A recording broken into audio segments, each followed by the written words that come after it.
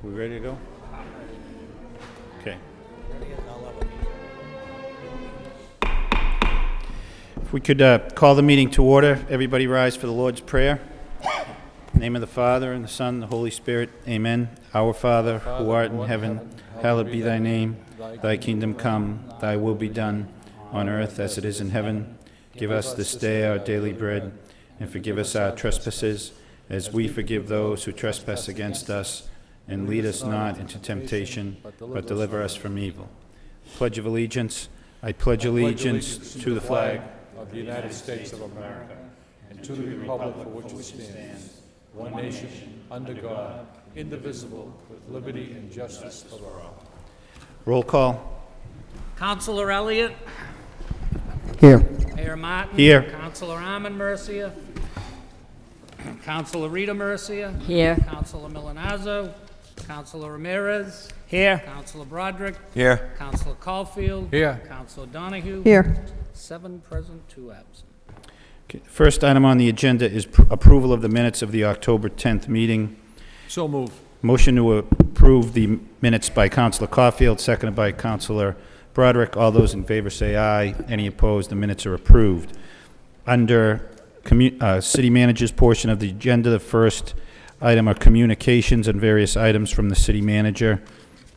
Any questions or comments? Motion to accept, I'm sorry, Mr. Manager.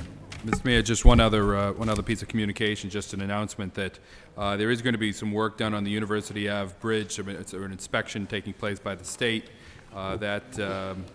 which will require a lane closure. The work will take place this Thursday and Friday, and there'll be a lane closure from 9 a.m. to 3 p.m., just for public information. Okay, thank you, Mr. Manager. Motion to accept the communication from the City Manager placed on file by Councilor Ramirez, seconded by Councilor Broderick. All those in favor say aye. Any opposed? The motion is approved. Next item is a communication from the Retirement Board concerning Chapter 55, Section 3 of the Acts of 2006. Dear Councilors, at a meeting of the Lowell Retirement Board, it was voted to accept the provisions of Chapter 55 and Section 3 of Chapter 64 of the Acts of 2006. This act increases the death benefit for surviving children under the provisions of Chapter 32, Section 92D2. In addition to acceptance by the Lowell Retirement Board, the act requires acceptance by the Lowell City Council. Please place this item on the next City Council agenda. I think this matter is properly referred to the manager and the Law Department for reported recommendation. So moved by Councilor Rita Mercier, seconded by Councilor Elliott. All those in favor of that motion say aye. Any opposed? The matter is referred to the manager and the Law Department for report and recommendation. Next item is a communication from the City Manager requesting out-of-state travel. There are, I believe, 2 separate items. Any objection to considering them both together? Yes. First is, Dear Mayor and Councilors, attaches a request from Mark Young, Executive Director of the Wastewater Treatment Plant, to send 1 employee to attend Introduction to Management for Wastewater Treatment Plant Operators Seminar in Warwick, Rhode Island, to be held on October 26th. Funds for this request will come from the Wastewater Utility Training Budget. If you have any questions, please contact me. Thank you for your cooperation. Sincerely, Bernard Effledge, City Manager. Second is from William DeRocha, Fire Chief, to send 2 employees of the Fire Department to a training called Courage to be Safe. Train the Trainer. This training will take place in West Hartford, Connecticut, November 27, 2006. There is no cost to the city for this training. If you have any questions regarding this this request, please do not hesitate to contact me. Sincerely, Bernard F. Lynch, City Manager. So wish of the council. Move for approval. Motion to approve by Councilor Caulfield, second by Councilor Broderick. Roll call. Councilor Elliott. Yes. Mayor Martin. Yes. Councilor Armand Mercia. Councilor Rita Mercia. Yes. Councilor Milanazzo. Councilor Ramirez. Yes. Councilor Broderick. Yes. Councilor Caulfield. Yes. Councilor Donahue. Yes. 7 yeas, 2 absent.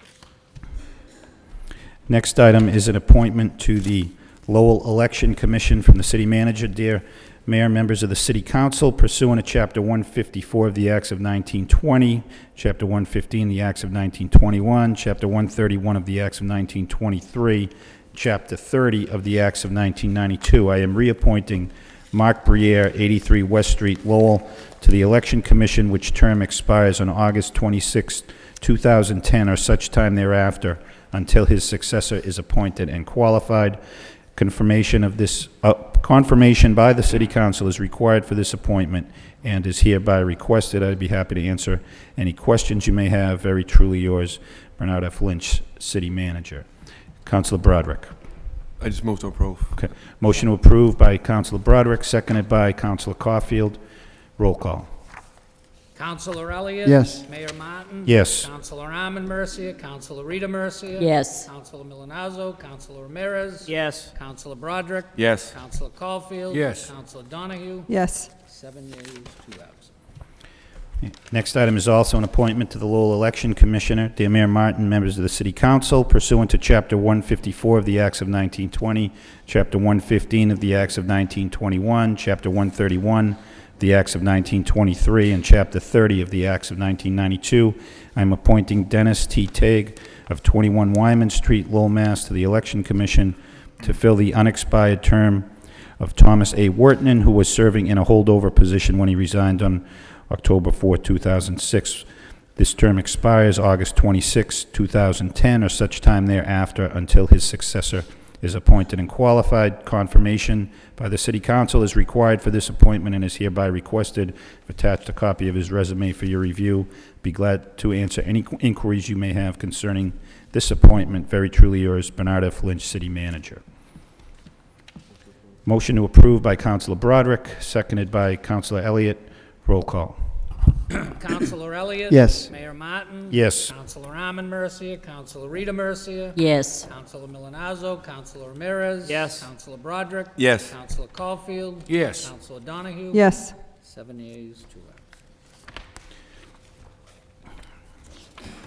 Okay, the next item is a vote authorizing the city manager to execute and approve a one-year agreement for payment in lieu of property taxes between Boot Hydropower, Inc. and the City of Lowell, whereas the legislature of the Commonwealth of Massachusetts, in order to promote the development of hydroelectric power, on July 5, 1979, enacted Chapter 367 of the Acts of 1979, which amended Chapter 59, Section 5 by adding a Clause 45A, which provides that any hydropower facility, the construction of which commenced after January 1, 1979, shall be exempt from property taxes for a period of 20 years from the date of completion of construction, provided that the owner has entered into an agreement with the city in which the facility is located for the payment to such city of not less than 5% of the gross revenues for the facility for the preceding calendar year, and whereas the City of Lowell and Boot Hydropower negotiated an agreement wherein Boot Hydropower paid, in lieu of real estate taxes and personal property taxes, taxes on transmission lines,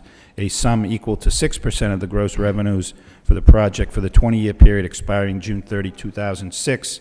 And whereas the city desires to encourage and promote the project in the manner prescribed in Clause 45A, since it is a hydropower facility that will provide substantial benefit to the city and residents, and whereas in order to fully negotiate and evaluate the terms and provisions of a new long-term payment in lieu of taxes agreement, the city and Boot Hydropower are desirous of presently entering a one-year pilot agreement covering the period from July 1, 2006 to June 30, 2007.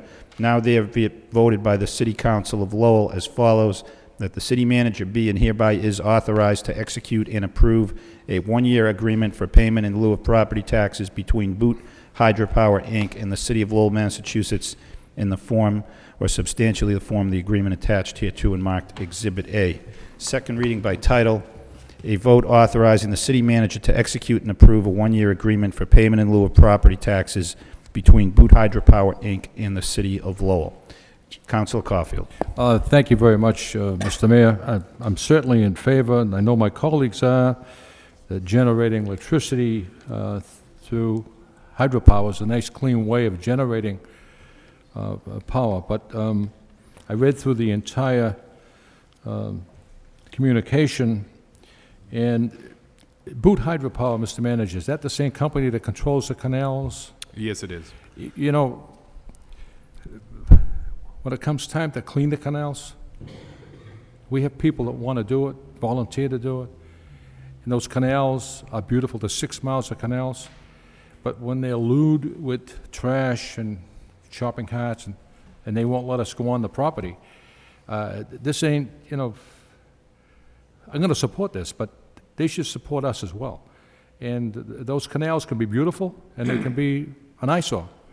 And I'd like to have that addressed, if you could, with this company, to allow the city or volunteers to go on a yearly basis to keep these canals clean. Council, I know there is a cleanup day planned for October 28th. Mr. Manager, you may want to elaborate. Yes, Mr. Mayor, there is a, Council, there is in fact a cleanup that we have organized with Boot Hydro and working with Congressman Meehan's office in the National Park for beginning next week. I believe it's the 26th through the 28th. We're looking for volunteers that will help out. Having said that, you know, and it's going to be a wonderful project for the city. It's going to allow us to focus quite a bit of city resources and volunteer resources, as well as the park service, to clean up those canals, which really are a key part of our community. Having said that, there is no doubt that the relationship of Boot Hydro and the city has not been necessarily the best.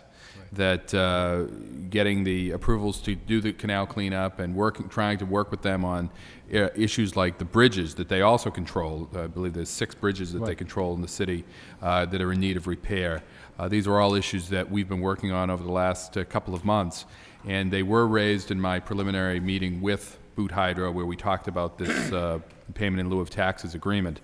The problem we run into right now in terms of getting this done is that we need to get this done now in order to move forward with our evaluations. Unfortunately, it ran out last June 30th, and it was not, a new agreement was not negotiated before that. So I think it's in the best interest of the city that we do this one-year deal, begin our negotiations, and I can assure you, as Boot already knows, that these are issues that are going to be addressed in our discussions regarding this, as well as our ongoing discussions regarding the relationship with the city. They have to work with us, and it's not a one-way street, and I thank you, Mr. Manager, for bringing this forward, but they have to realize this is our city, it's their canals. Right. They have to pick, either keep the canals clean or let us do it for them, so thank you. Councilor Donahue? Thank you. Through you to the manager, is it then the case that the 20-year exemption from taxes, they only get a one-time 20-year exemption? Is that the way the legislation worked? During the initial 20-year agreement, they made a payment. Yeah, I know they did a payment in lieu of taxes. Right. That expired. The first agreement can only go 20 years. Subsequent agreements, I believe, have a shorter duration. Unfortunately, it ran out on June 30th. Right, and nothing was, I mean, Nothing was so done. this agreement will backdate to cover that period of time. To July 1st. So we'll get the payment in lieu of taxes for this for year. that. Yes. But I guess, and so are we, the payment in lieu of taxes, if that's what you're anticipating negotiating, isn't limited to the percentage of the prior 20-year agreement, correct? No. Okay. It's based upon the revenue in the current year. All right. So, and do you know? Well, let me ask you this: were we close to an agreement, or are you starting from scratch? We will be starting from scratch. Okay. So. Will you be using this as a framework? Yeah. But moving from there. I guess what I'm getting at, you know, I know it expired on June 30th. Had the parties had a agreement in principle and just were apart on certain items? No negotiations had begun at all. Okay. All right. Well, I mean, I obviously support covering the period so that we can at least get some revenues in, but I agree they've been recalcitrant and very difficult to work with over the years, and so I'd certainly hope that the relationship could improve, but if not, you know, we should get, as you know, a fair tax for the city for the property that they own and control. Thank you. Councilor Mercier? Thank you, Mr. Mayor. Through you to the city manager. There's a clause 45A in here which talks about that once the construction started, which was January 1st of '79, it started, and it's a 20-year exemption from paying property taxes. So I'm thinking that in 1999 was the 20 years. So we're entering a year in payment in lieu of taxes. But let's talk about this a little bit more, because I don't understand what are we doing tonight? What is this about? We're giving them an extension that we should have, an agreement, right? That's correct. And we are going to get 6.5% of the gross revenues, That's correct. equals to what? What does that amount I equal believe to? it's approximately, Sue LeMay, the assessor's here, I believe it's approximately $500,000. $500,000. And if we didn't give them this agreement, they would have to pay full property tax. Well, they would have to, what we would have to do is we would have to move forward to do an assessment on that property. It's a unique piece of property, as all of these generation plants are, and that would require us bringing in some highly technical people to be able to do that assessment for us to create an actual value of that hydro plant. So it's the ability to do a pilot agreement has benefits to both the city and the owner of the property, because there's some certainty there that we can come to an agreement on how much they're going to pay us based upon the revenue that they generate, as opposed to trying to get into a situation where we're coming up with a value that they then can contest, and it can go back and forth in through the appellate tax board. Well, we're giving them sort of a break. I know they're giving us money, but it's very disheartening to know that we have visitors into this city, and they take the trolley and they go down by where a real estate company was and an insurance company, and that's where the canal ends, and you see all this debris. It's an embarrassment to the city. This is a company that's making a fairly well profit, and we're giving them a break now, and we have to have volunteers go out and beg for volunteers to clean something that they own. Right. This isn't right at all. I think there should have been a clause in here, a paragraph, 45B maybe, that says, clean up that which you own, and then we'll agree to do something for you. And I'm very upset to hear that we're going to beg for people to volunteer. And here we have people that are willing to volunteer, and they're told, you can't step foot on the property. No, don't come into the canals. Oh, no. So why don't they clean it themselves? Mm-hmm. And maybe our volunteers could work in another area instead of for someone that makes such a huge profit. And that's what I'd like to see happen on this paper, but be that as it may. Well, if I may, Councilor, Yes, I Mr. Manager. If I may, I agree with you completely. As I indicated, the condition of the canals and the condition of the bridges was raised in my meeting with them to discuss this. Unfortunately, in order to get this done, it made sense to just continue on. It's unfortunate that this wasn't negotiated prior to June 30th with that type of language in Yes. that. If that's possible. But as I say, unfortunately, this was just brought to my attention back in September. I'm not blaming Oh, you. no, I No, understand. I'm not. And but I think that it's important that we get the Boot Hydro to understand our interests in having those canals be maintained properly. Yes, thank you, Mr. Manager. Councilor Ramirez. Thank you, Mr. Mayor. I want to echo the sentiments here. Obviously, I'm going to support this. The uniqueness of this is that we're so bound together, their property and ours, it's literally innate. What I had a question, is there a way to assess the cost of the cleanup in a way that we can negotiate a maintenance of, have a set aside so that if we say that cleanup costs $5,000, that maybe they would be able to set aside 5-10 years worth in a separate bank account, that maybe the city can act as an agent, and once a year we have the ability to withdraw what we need to keep those open. I'm guessing that they don't have much personnel here that takes care of these. That's correct. And so, as partners, I don't want to necessarily put our city workers to work, but if the assessment and cost can be assessed reasonably, maybe we can have them set aside in the contract, so the money is already there, and if we can't get a hold of them, as Councilor Mercier alluded to, we don't want to be on bended knee to anybody for our own city, and we can just go and withdraw the funds. I will certainly explore that possibility. I think that's an innovative solution that we may be able to work into the agreement, but we'll explore that. Thank you. Councilor Elliott. Thank you, Mr. Mayor. Through you, Mr. Manager, to the assessor or to the manager, I just want to follow up on the taxation issue. Why, if this agreement, the 20-year agreement has expired, it is incorporated, it's a for-profit organization, why don't we tax them based upon, I understand, I mean, Exhibit A, which includes 5 pages of description of their property, excuse me, you know, would seem to be including gatehouses, the inventory of dams, it seems like all of their property parcel descriptions. Well, why can't we tax them? I mean, I understand maybe there are transmission lines, and can't we look at, you know, the mechanical equipment as real property?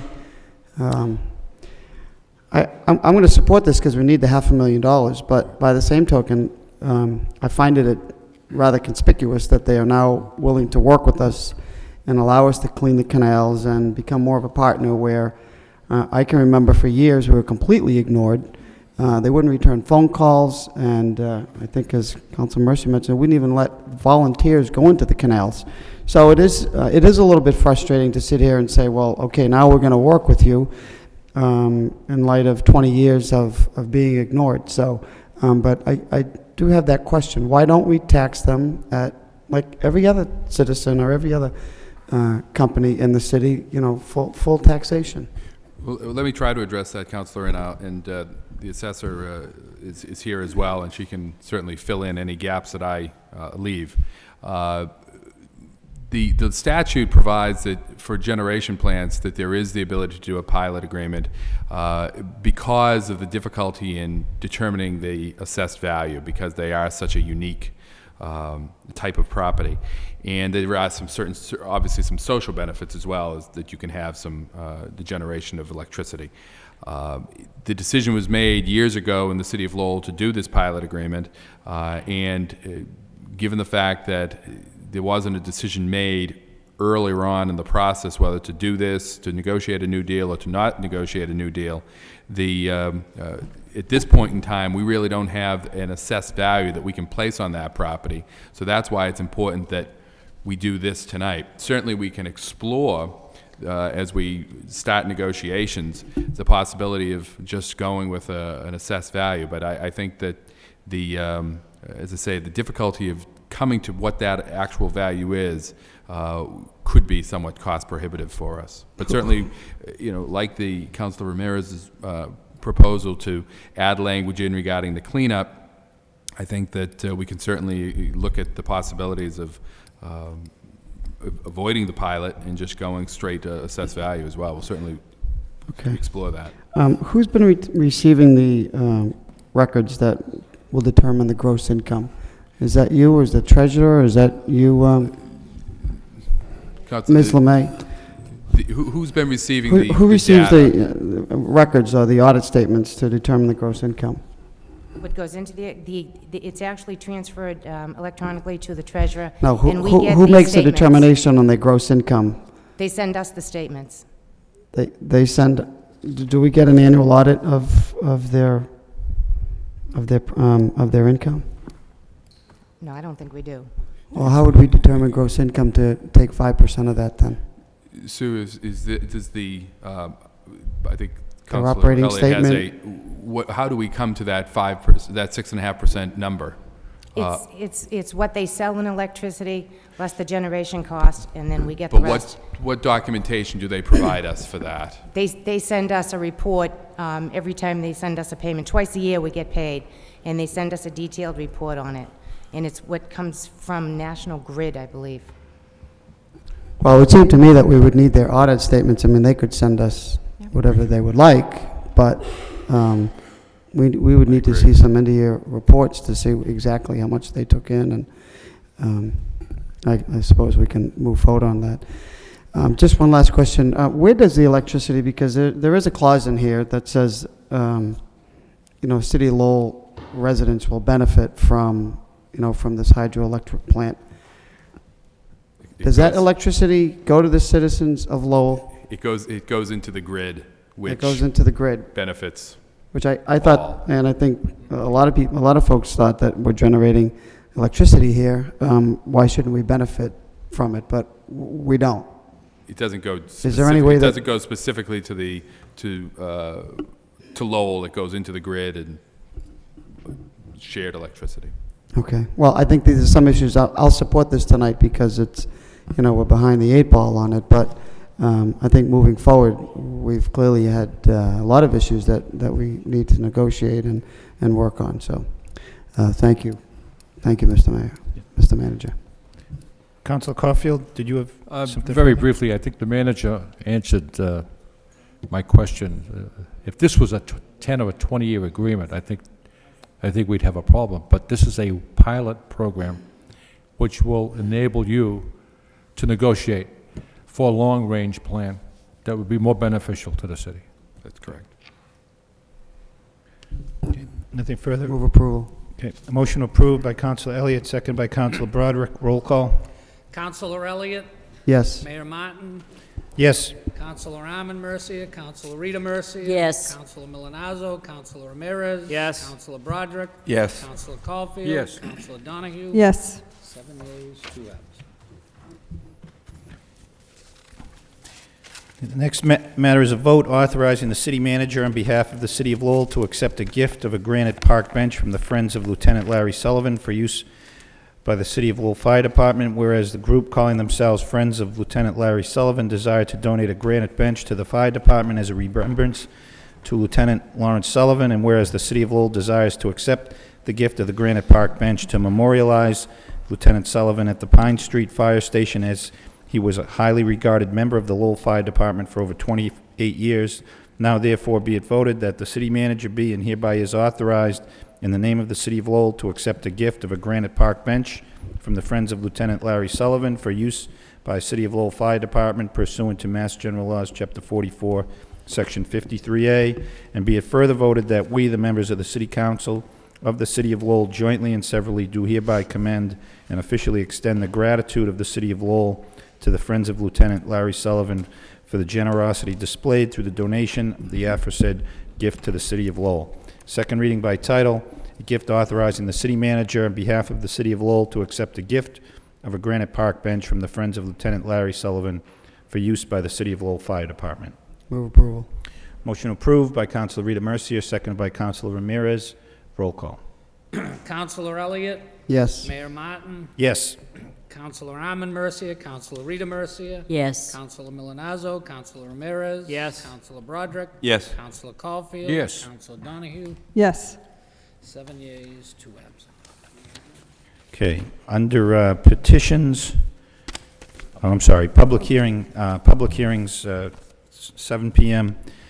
We have a public hearing petition for pole location, National Grid, for a pole location on Westchester Street. Anybody here wishing to speak in favor of this petition? Anyone here from National Grid? Councilor Donahue? I'd move that we recess the public hearing and notify National Grid. Second. Okay, a motion to recess this hearing for 1 week and notify National Grid, request their presence. Is there anybody here who is here to speak in opposition? No one was here to speak in opposition. Okay, so motion to recess the hearing for Counselor? No, that's fine. Motion to recess the hearing for 1 week. All those in favor say aye. Any opposed? The matter is recessed. Councilor Mercia? Thank you, Mr. Mayor. I know that you probably would go into subcommittee reports, and I know that there's no subcommittee reports, but I'd like to take this opportunity to thank the Lions Club for holding a spaghetti supper last Sunday for the purpose of feeding the seniors and showing them a nice time. So I just wanted to take this opportunity to say that. And I know that we have a subcommittee on the Stocklosa School, Mr. Mayor, and I had an opportunity to be at the Stocklosa School this afternoon, and I didn't know if it was me or not, but it's rather chilly there. This is the time of the year where the heat should be turned on. I think there's a major issue with payment to the contractors for the Stocklosa School, and I'm very, concerned about the fact that cold air is blowing out of the vents there. It's almost like the air conditioning is on. It's October, it's chilly.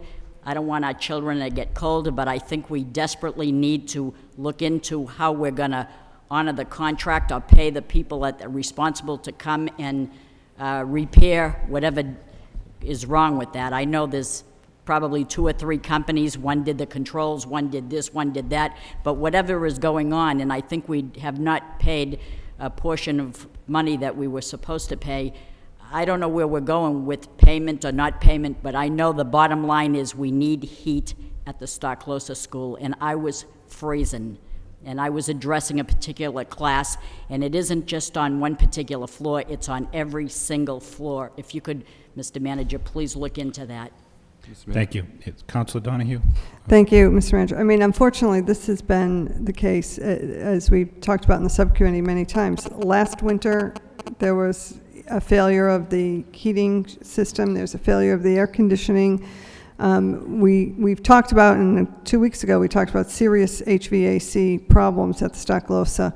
We were told that there's warranty issues. I believe one of the boilers isn't working at all. Or so we're told. You know, the Travelers, the insurance company who's taken over as bond company is sorting out the mess. But, you know, October hits and it is cold, and so something does have to be done. I know the solicitor told us that Travelers was working on the punch list and sorting that through, that there are warranty issues. But hopefully, you know, this has been a discussion for over a year now, and we don't seem to be getting any further. In fact, my understanding is this week when it did get cold, the heating problem was greater this heating season than it was last winter, and it was problematic all last winter. So if we can get a report, and I agree, it has to be taken care of right away. Kids are going to be sick. Teachers don't want to come to work. I mean, this is a beautiful, brand-new school, but look at the problems we have. Mr. Manager? If I may, I will we'll check on that immediately. This was actually, I knew that there were HVAC problems there, that we were working with the contractors on the warranties, as we discussed in the subcommittee meeting. This is actually the first I heard that there were this serious a problem now, this year. So, but I do know that there have been problems and there are warranty issues that need to be addressed, but we'll get right on that. Okay. Councilor Caulfield? Thank you, Mr. Mayor. It's not a case of lack of heat or the lack of air conditioning. It's the lack of controls. There's many companies out there that come in and specialize in controlling the atmosphere in a building, air conditioning, heat, and so forth. That has to be addressed, the controls. The heat is there, the air conditioning is there, but there's no one controlling the atmospheric temperature. Councilor Donahue?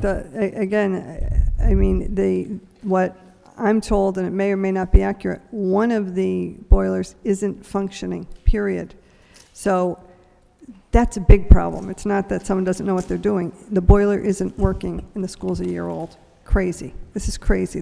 For the millions of dollars that we've spent there, it's been nothing but a headache, and we've got to straighten it out because, you know, it's one thing for kids to go to school without air conditioning. Even though we paid for it, it wasn't working. Some rooms were hot, some rooms were cold all this past spring.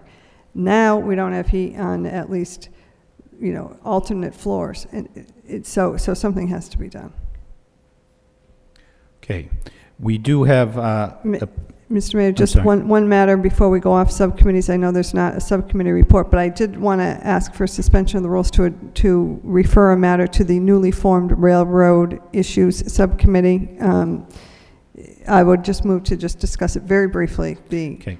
The motion to suspend the rules by Councilor Donahue, second by Councilor Elliott.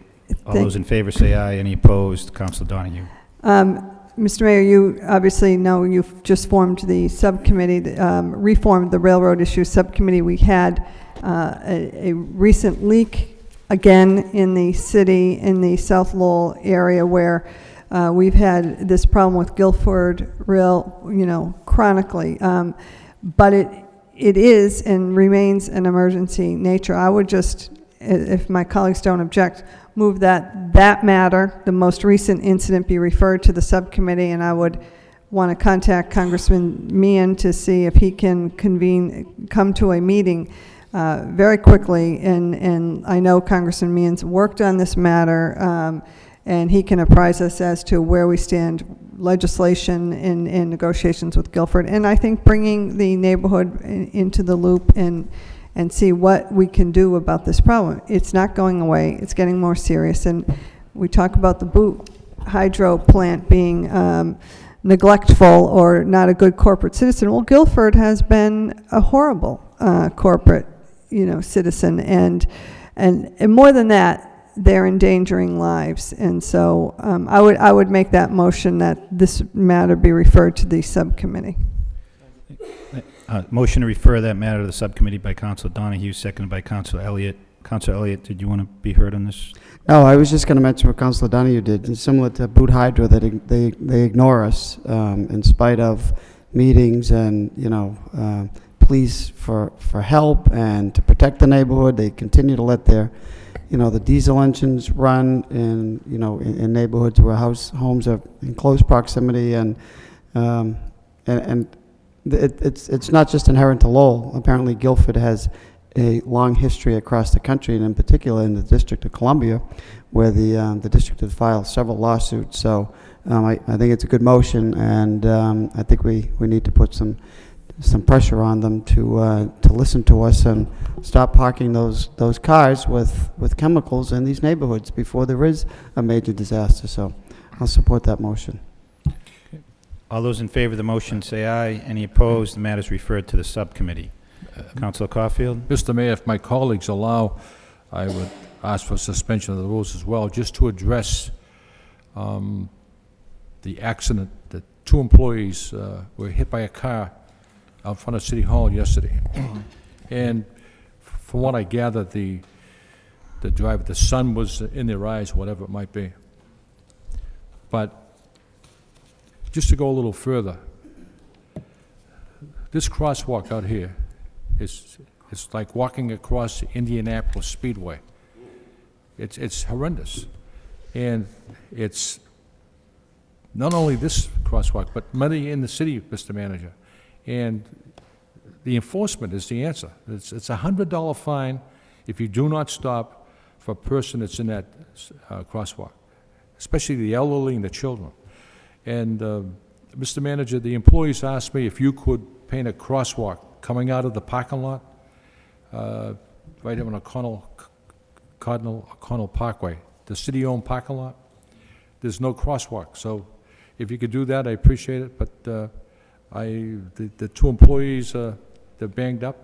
Thank God it's not serious, but it could have been serious. And if you walk across that crosswalk out here, try it someday. They will not stop. They will not stop. They just go right by you. So it has to be addressed. So thank you. Thank you. Mr. Manager? Councilor, I will follow up immediately on that crosswalk from the parking lot. With regards to the crosswalk right out here, it was a terrible accident, and there have been several at that particular location, from what I understand.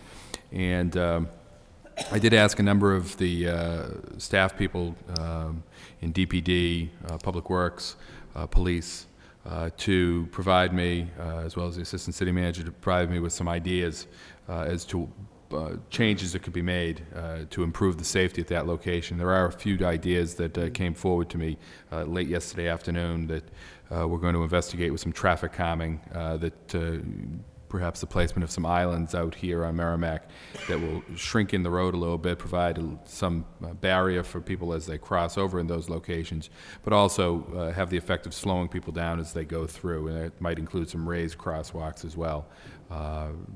Terrible accident, and we're certainly going to follow up to see if we can make that much safer. And I agree with you as well regarding enforcement. I've spoken to the chief about that, as well as the speeding issue that we discussed at the last council meeting. And I really appreciate your concern. You went right down to the treasurer's office, and you were concerned about those employees. And it's just not Merrimack Street, Mr. Manager. Mammoth Road, Bridge Street, Middlesex Street, Route 38. A person steps on that sidewalk, the law states you're supposed to stop. In Canada, in Europe, in the West Coast, they do. They don't do it here. Thanks. Councilor Elliott? Mr. Manager, could you also, while we're on crosswalks, look into a crosswalk on Westford Street across from Tyler Park. When they have the concerts, a couple of residents had asked me to look into it, see if we can put a crosswalk right on Westford Street, because as you know, naturally it's another, that's another fast road that crosswalk would help people going into Tyler Park. We will. Thank you. Okay. No additional subcommittee reports? Okay, under petitions, we do have a petition from Sharon Elizabeth Creamer, who I believe was here last week, requesting to address the council on several issues, including treatment of residents at Pathfinders, treatment of patrons of bus service, businesses gone from the city since 1982, and several other matters. Ms. Creamer, just remind you that we have a 5-minute rule and that you do need to stick to the topics raised in your petition. Hey, during my last visit here, I was all set with that, thank you. It became quite apparent to me that you people do not deal with the public that much.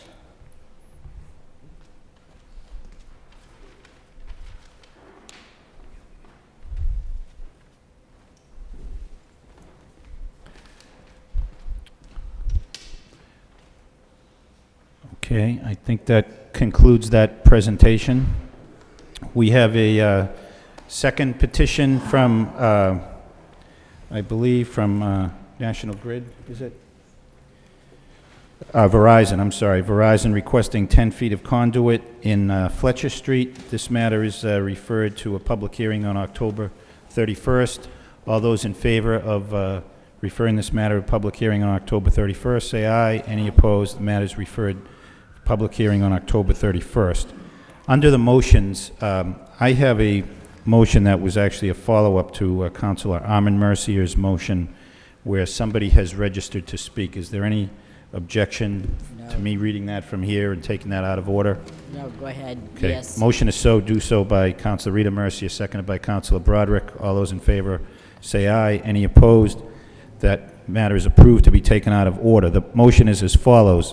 The City Council requests the City Manager have the Law Department revise the taxi ordinance to be consistent with recommendations and promulgations of rules and regulations suggested by the Police Department, seconded by Councilor Rita Mercier.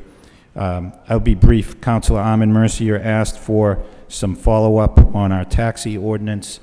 Report came back from the Police Department with the present status of the ordinance with some suggestions for improvements.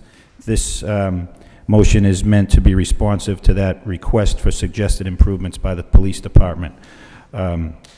So that is the purpose of the motion, to just proceed in the process of improving the ordinance. If we have someone who wants to speak on that issue, just please, sir, if we could have your name and address for our records. And again, I'd remind you it was a 5-minute rule. Yes, sir.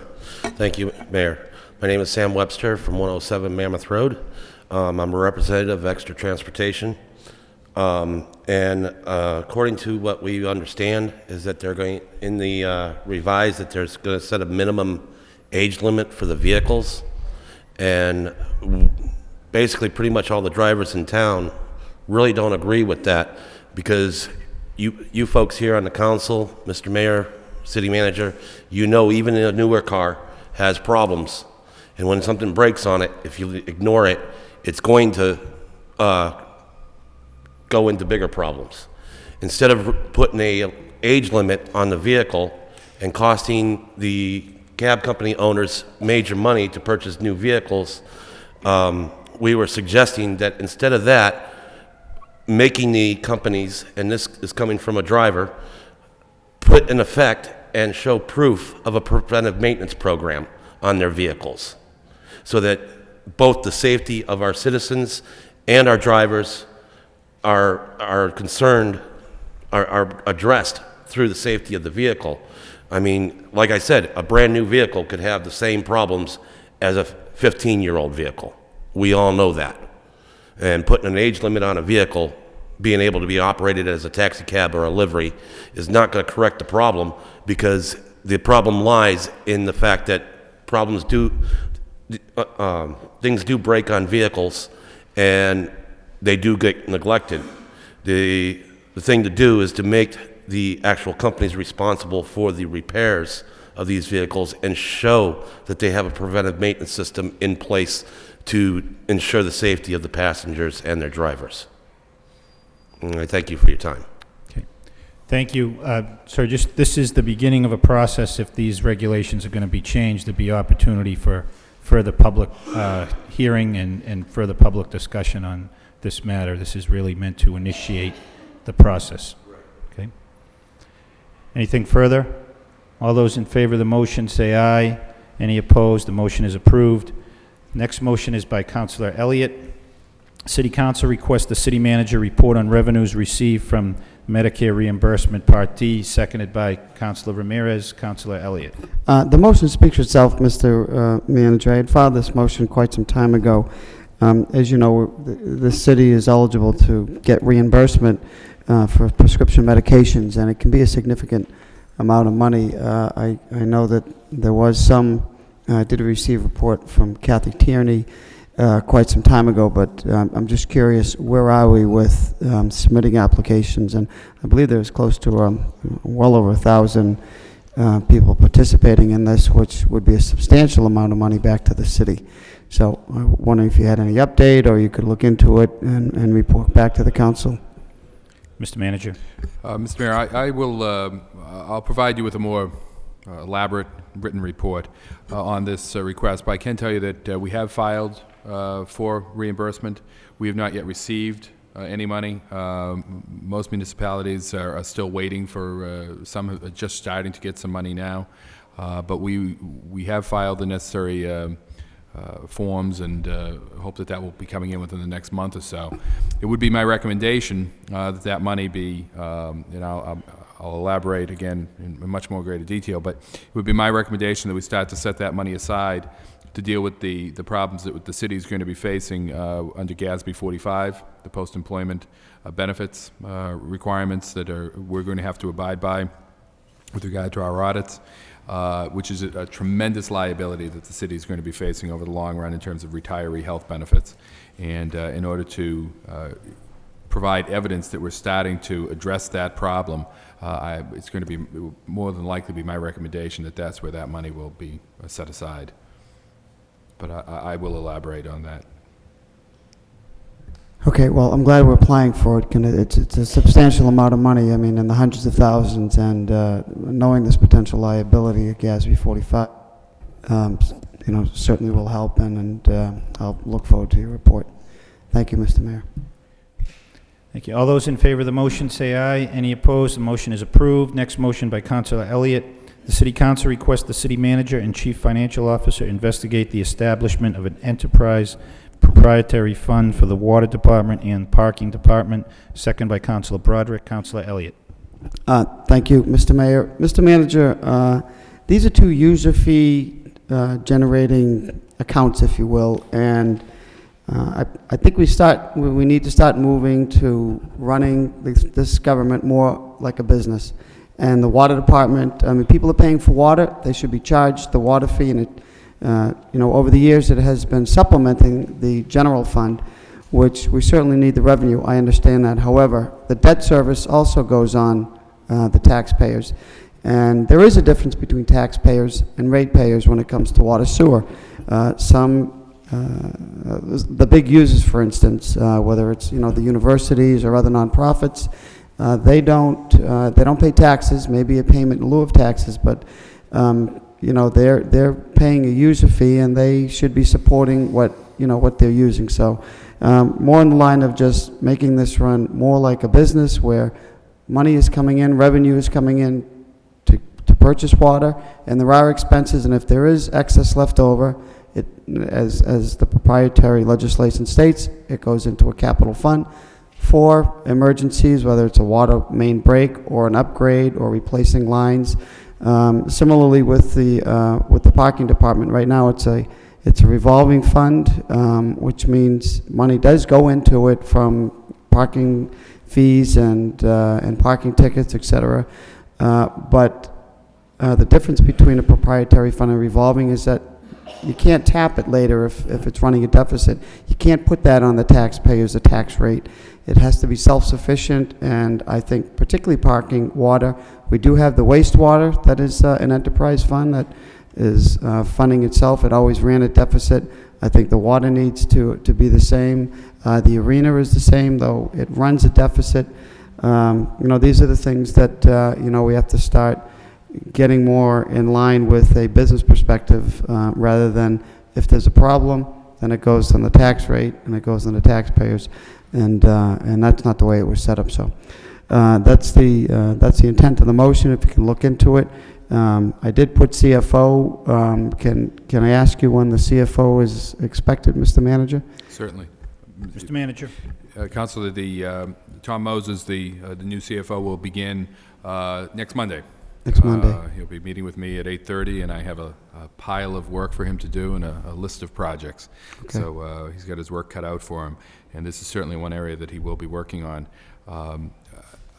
If I may just comment, and again, I'll have more elaborate reports for you on this motion as well. I think it sort of ties, though, with your prior motion, both of which I think both motions are excellent ones in terms of the idea that the city really needs to start to focus on operating in a more business-like fashion.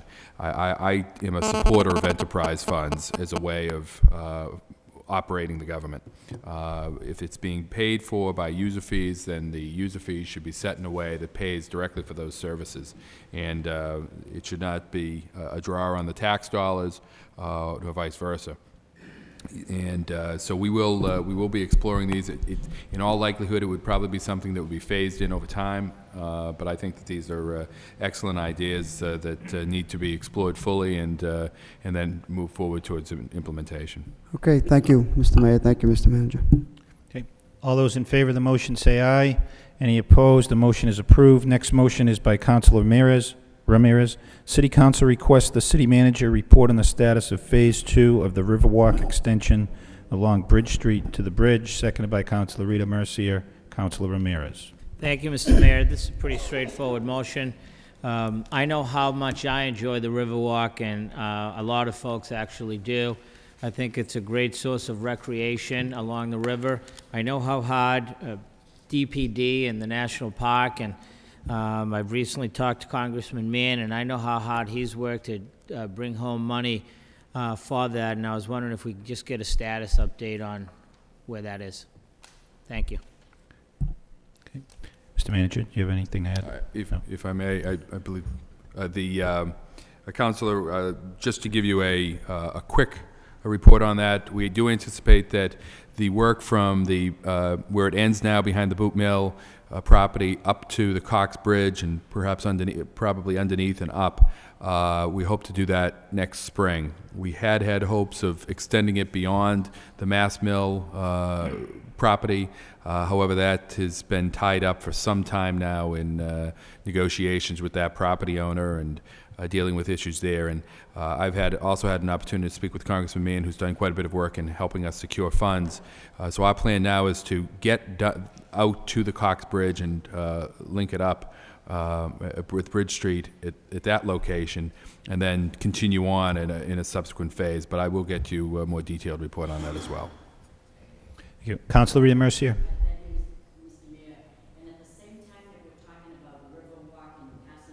People to walk. This is the greatest exercise, and people really take pleasure in doing that for their health, to get their blood rolling and things. But none of this is any good unless we have the proper lighting. Now, I'm talking about at the Sampras Pavilion in that area of the Pawtucket Boulevard. My daughter goes every night with her family, and sometimes it's, you know how it gets darker earlier now, and none of the lights along there are working. And I think that every city councilor at some point has asked through the city manager to get the state to see if they could repair the lights. I don't know why they're constantly always out, but you know, people really want to enjoy it a little bit later at night, and it seems like it's going to be dark at 4 o'clock, and then people aren't going to be able to exercise after supper. So if we could have in the report why the state is so laxed with, you know, repairing that which they own. I don't understand why they can't you know, repaired the lighting all along there. And it isn't like one light is out, it's like the whole strip of that walkway, it's in total darkness at a certain time. And I think we want to live longer, we want to exercise, we want to get the families there after dinner, and it's just not possible. Mr. Manager? Council, I'll follow up with the state on that and to see if, it's the first I've heard of the problems over there, although it doesn't surprise me given the track record with the boathouse over there as well. But we will, we'll contact the state on that. Also, with regards to the Riverwalk here, we have a similar problem of lighting. When that was designed, the lights were put up at a certain height so that they couldn't be vandalized. Unfortunately, they're at a height that we can't access the lights with a vehicle. So we're trying to work through some of those details now as well, because we have a similar problem of lighting there, and we're trying to address that. So two separate issues, but the same problem. So I will follow up on that. Thank you. Thank you. Councilor Donahue? Thank you. Mr. Manager, could we also find out what's going on with the boathouse up there from the state? I know, you know, it was a big controversy last spring. You know, the rowers from the high school they didn't even have ramps or docks. So, you know, it's been in terrible condition. I know there's a talk about it transferring to the university or transferring to the city, and it just seems to just be rotting before our eyes. And it's a great asset. So can we find out where do we stand? I don't know what the holdup is. I don't know why it can't get fixed. And I especially don't want to see, you know, the crew team doing again next season what happened, you know, this past spring where they're, you know, without even a launch or dock to get in the water. Mr. Manager? Councilor, it's my understanding that has now been turned over to the university, and I believe I've spoken to the Vice Chancellor of Facilities there, and she's working on plans to renovate that building. But I'll get you a report on the status of that, those repairs. Yeah, if we can just get a timeline on it too, because it's really been an eyesore. Thank you. All those in favor of the motion say aye. Any opposed? The motion is approved. Next motion by Councilor Ramirez. Request the city manager meet with the National Park relative to possible expansion of the trolley system to the areas of the Jam Plant, Gallagher Terminal, and UMass Lowell. Seconded by Councilor Broderick. Councilor Ramirez. Thank you, Mayor Martin. I think the motion is pretty straightforward. Again, I know these issues have been considered in the past, and I'm not sure whether it's a federal funding issue, but again, I think I'd like to get an update on it. I think it'd be fantastic for folks to be able to get on the trolley downtown and go to all those venues, whether it's LeLacheur Park, the Jam Plan that is going to be revitalized, or it'd be great for folks to be able to get right to Gallagher Terminal, hop right on a train, and go to Boston, or those that come in. So if we can get an update on that, that would be fantastic. Thank you. Okay. Thank you. All those in favor of the motion say aye. Any opposed? Motion is approved. Next motion by Councilor Ramirez. The City Council requests city manager contact and meet with the Chancellor of UMass Lowell, the President of Middlesex Community College, to develop a unified economic strategy and effort to keep jobs in Lowell resulting from businesses located in incubator space. Seconded by Councilor Elliott. Councilor Ramirez. Thank you, Mr. Mayor. Mr. Manager, I think it's important for me to note that this motion is in no way an imposition to you and to the rest of the members on the Lowell plan that work very hard month in and month out over the years on economic development, housing, finance, and so forth. And it's important for you to understand that. Also, I did have occasion today to speak to Councilor Milanazzo and also Mr. Cook, the executive director, and they wholeheartedly, enthusiastically support this motion and want to see it go forward. Mr. Manager, the nature of this motion is a little bit more focused. I know it's gotten some attention recently, but the focus of this motion is really to get the University of Lowell, the Chancellor, the President of Middlesex Community College, and yourself around the table on a regular basis and monitor the incubator that the university currently exercises for business development. In the economy of tomorrow, in my judgment, the benefactors are those that are well-positioned and well-planned and are willing to adjust to the fast pace of the global community. And to that extent, I think Lowell is well-positioned, and not only just to be a participant, but to play a real leadership role. As you know, the University of Lowell, through the incubator, develops businesses and technology with the advent of the new nanotechnology. Middlesex Community College does a fantastic job with a highly trained workforce. And here in the city, we have not only the infrastructure, but we bring forth the government service. And so what I envision is a situation where, with the three of you sitting down together on a regular basis, when a CEO of a company in the incubator is able to forecast a year or two down the road that they're ready to commercialize, at that point, you would be able to say, the city of Lowell can provide this space, this tax incentive, this infrastructure.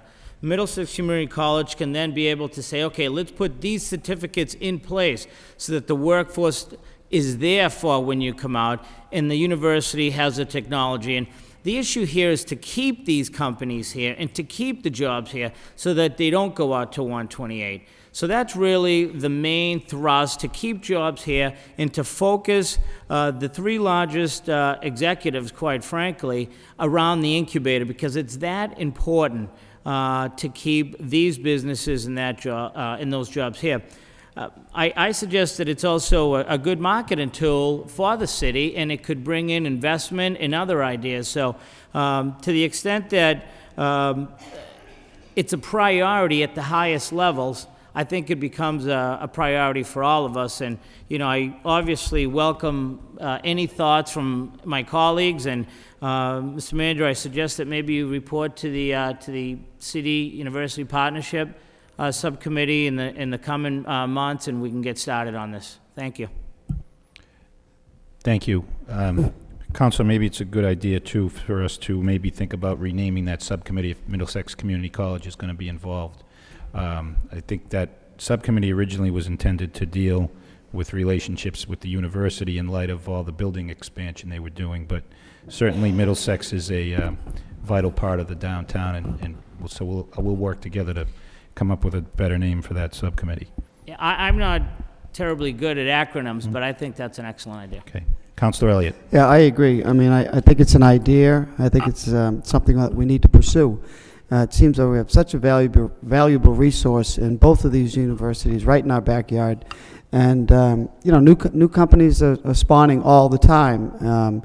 Why not keep them here? Why not keep the jobs? Why are we educating, training, and then the jobs are going, as Councilor Ramirez said, down to 128, when we clearly need, there's space in the city. We have plenty of mill space. And I think that if you spawn new incubator companies, they'll stay here, and it has that multiplying effect. So I think it's a good idea. It's a good motion, and it may take some time, but this is the investment that we need to make with nanotechnology and so many you know, other spin-offs that can come from these incubator and nanotechnology. So. Good idea, and I think we should revise that subcommittee because it's right down the road, and that's what they're gearing up for. Thank you. Thank you. All those in favor of the motion say aye. Any opposed? Motion's approved. Next motion by Councilor Rita Mercier.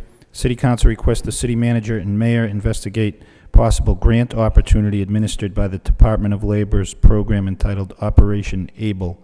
Second by Councilor Caulfield. Councilor Rita Mercier. Thank you, Mr. Mayor.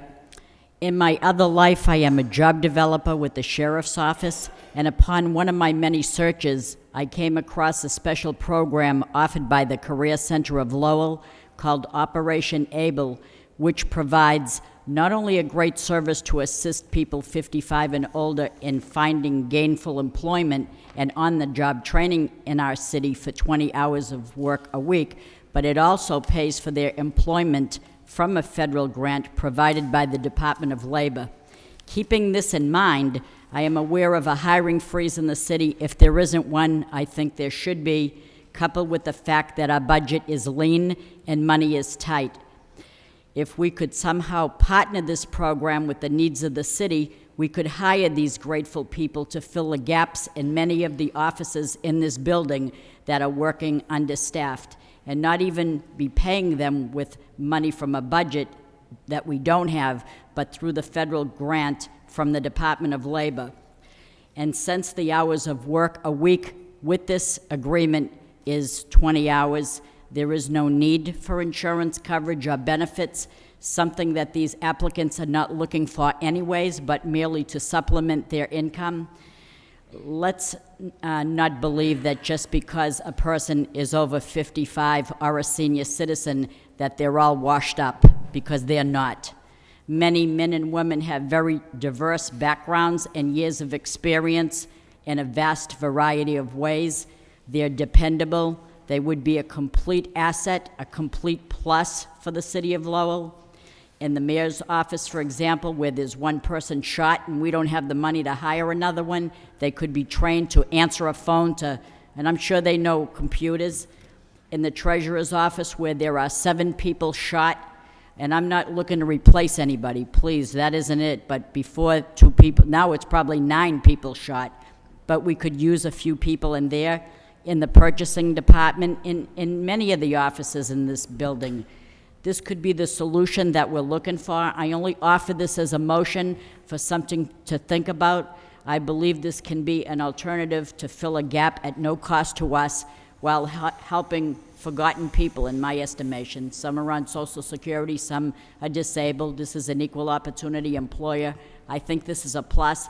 And through you, Mr. Mayor, to the city manager, I have some information about this program. I think it's an excellent means of trying to fill people, match people, and partner. I think this is a good idea. Thank you. Mr. Manager? Councilor, I'd certainly be interested in seeing what you have. Lynn Zunis has done some work on this very issue for me already, so Yes. I think that that would be very helpful, and Okay. certainly anything we can do to exploring ways to save money for the city, but also to provide a benefit to constituents of the citizens of the city, then I certainly think we should explore that, and I'm Thank very you. happy to do that. Thank you. All those in favor of the motion say aye. Any opposed? The motion is approved. Next motion by Councilor Rita Mercier. City Council requests the city manager have the proper department repaint crosswalks in Couple Square. Seconded by Councilor Caulfield. Councilor Rita Mercier. Thank you, Mr. Mayor. I think this is the crosswalk meeting of the year, because it seemed like right through it, people. So, and I know that we're getting close to the frost era, where it's going to be cold very soon, where frost is on the pumpkin right now. But I think there'll be some great days ahead of us, and I think that someone ought to be taking notes as to everybody's request for the crosswalks. And I know that Councilor Caulfield suggested a crosswalk down by the city's parking lot for our city employees right across the street, which would be Market Street. That's very, very important. I went to the hospital today and visited the 2 city employees, and I know that they were very concerned about that. And I am concerned about Couple Square and the crosswalks there for the safety of the neighbors, and it's very wide open, and I would like that. But while I came into the chamber this evening, there were more requests from the audience. They'd like, and I'll leave this with you, line painting as well on Gorham Street at Moore Street, Plain Street at Tanner Street. So there's like a list. It's like the berm list. This is the crosswalk list. So thank you. The motion's good. It speaks for itself. Thank you. Thank you. Councilor Elliott. Are they still able to paint, Mr. Manager? We are still able to paint at this time of year, but as Councilor Mercier has pointed out, it's Okay, getting good. a little late, but we'll get out there as quickly as we can on these. Councilor Caulfield.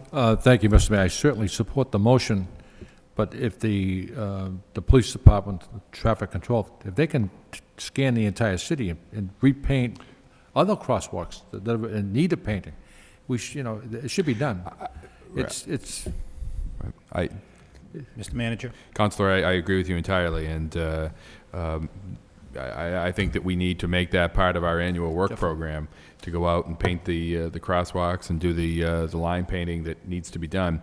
Obviously, budget issues are out there as well, but we're talking about safety we should be doing this. But, and that's something I hope to be working with the Department of Public Works on. The busiest moving forward in the thoroughfares. next year. You should- This particular year, it is getting late, so we need to focus some of our energies into these areas. But long term, I think that's what we need to do, is do it on an annual or a biannual basis. All those in favor of the motion say aye. Any opposed? Motion's approved. Next motion by Councilor Broderick. City Council requests the city manager place the appropriate lighting at Gage Field. Second. Second by Councilor Caulfield. Councilor Broderick. Thank you, Mr. Mayor.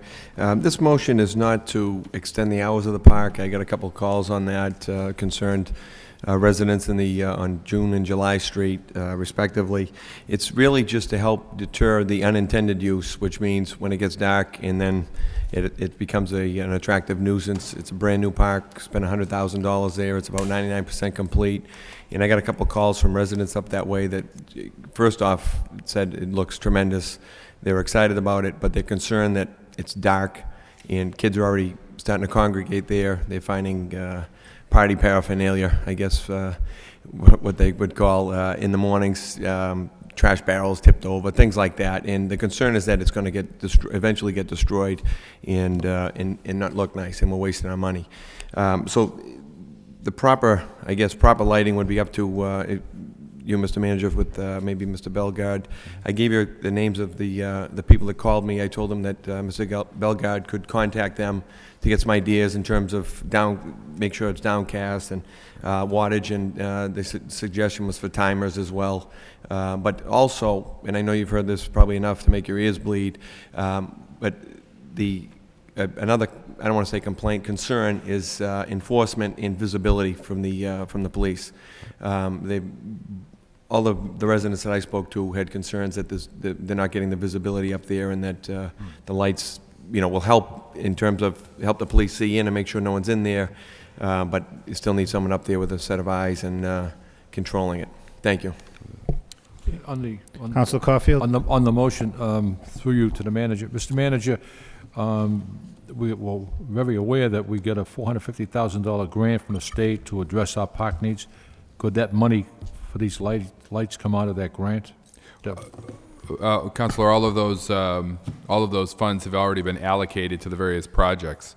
So there isn't we used all of that $450,000 in those projects. Oh. So. Councilor Broderick. I believe, and one of the residents told me there's already a pole and some wiring there. I don't know if it's adequate for what, whatever plan you come up with, but there is some infrastructure there for lighting. There's also a light out at the Little League field up there at Gage. So, all right, Councilor Elliott. I support this motion. It's a good idea to put lights wherever we can for sporting activities. If I could just sort of piggyback off Councilor Broderick's motion to, Mr. Manager, could you look into lights at Edward Street soccer field as well? The league's been talking about it for quite some time. I did happen to speak to the city electrician on occasion, and I know new service has to be brought in, and I'm sure there'll be an expense to it. But I know in the past, Mass Electric would donate the lights or the poles, excuse me, and they need lights at some point to have some. That's Edward Street soccer field. Yep.